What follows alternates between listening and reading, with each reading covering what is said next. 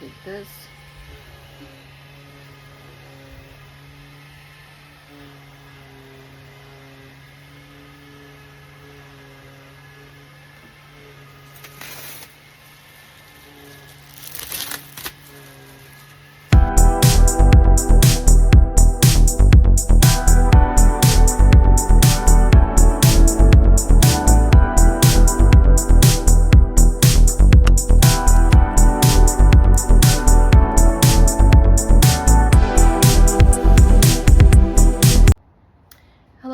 Thanks for tuning into my channel, Jeep Life and Two Dogs.